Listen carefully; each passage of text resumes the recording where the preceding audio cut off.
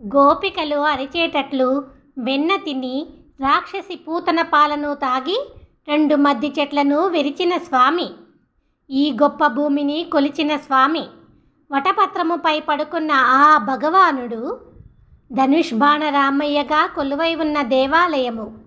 విరగ కాసిన అరటి చెట్లు, కొబ్బరి పోక చెట్ల గిలలతో నిండి ఉన్న తోటల మధ్యన పొంగి పొర్లుతూ ప్రవహించే మన్నీ నది దక్షిణ తీరమున ఉన్న తిరువెల్లియం గుడిలో ఉన్నది.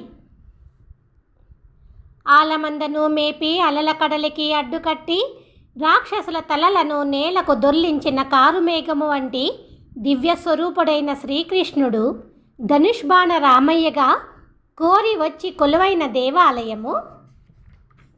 అరవిరిసిన మల్లెలు మొల్లల మధ్యన ఉన్న తేనెను తాగిన గీతల తొమ్మెదలు కమ్మగా పాడుతూ తిరిగే తిరువెల్లియం గుడిలో ఉన్నది.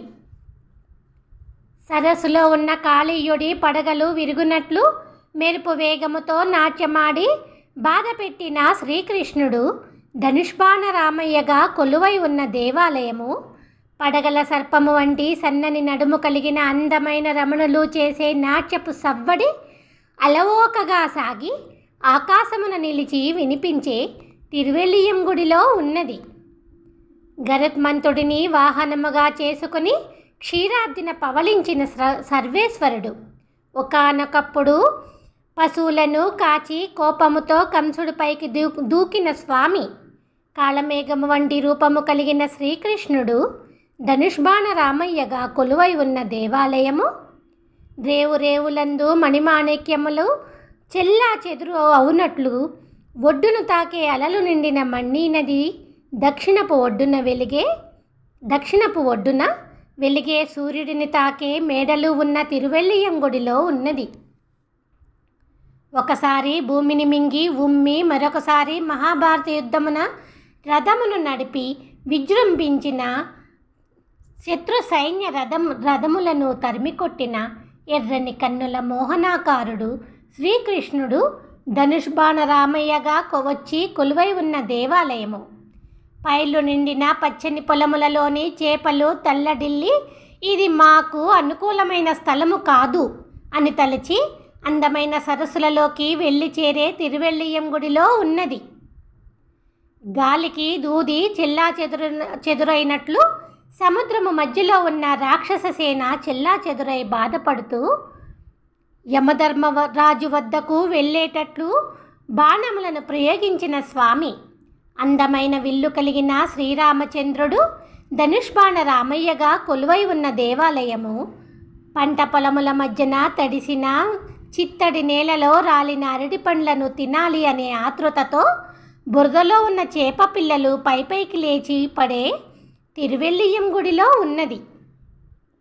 గొప్ప క్రతువు చెయ్యాలని తలిచిన బలిచక్రవర్తి వద్దకు తెలివిగా వచ్చి 3 అడుగుల భూమిని తీసుకుని అన్ని దిక్కులకు పెరిగిన వామనుడు ధనుష్బాణ రామయ్యగా కొలువై ఉన్న దేవాలయము.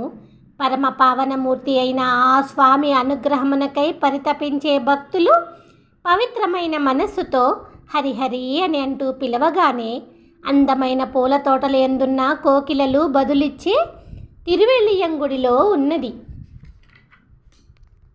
కిరీటము కలిగిన దేవతలను బాధపెట్టే రాక్షసరాజు హిరణ్యకశ్యపుడిని ఒకానొకప్పుడు ఒడిలోకి తీసుకుని ఉగ్ర నారసింహమై ఆ రాక్షసుడి గుండెలను చీల్చిన మాయాలోలుడు ధనుష్బాణ రామయ్యగా కొలువై ఉన్న దేవాలయము.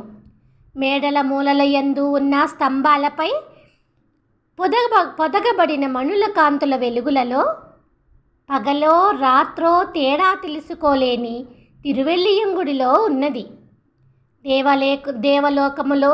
దేవలోకములో ఆదిశేషుడి పడగలపై పవళించి ఉన్న చక్రధరుడు గుంపులు గుంపులుగా చేరి కళ్యాణ గుణములతో కీర్తించే భక్తులను అనుగ్రహించడానికి ధనుష్బాణ రామయ్యగా వచ్చి కొలువై ఉన్న దేవాలయము.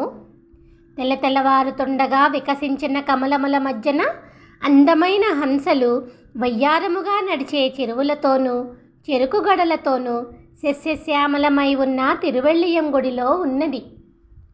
వరాహమై ఈ భూమిని విడదీసి తన దంతములపై నిలిపి తేట అలలు తాకుతున్న క్షీరాబ్దిన పవళించిన స్వామి. తిరువెల్లియంగుడిలో కొలువై ఉన్న బాణరామయ్య గురించి తుమ్మెదలు ఝుమ్మంటూ తిరిగే మంగై దేశపు నాయకుడు. పెద్ద బల్లము కలిగిన కలివైరి అనే పరకాలుడు అనే తిరుమంగయ్యాళ్వారు రచించిన 1000 ద్రవిడ పాశ్రములలోని ఈ 10 శ్రీ సూక్తులను తెలుసుకొని పాడాలి అనే తపన చెందినవారు ముందుగా కదలాడే అలల కడలి నిండిన ఈ లోకంలో గొప్పవారు అగుదురు.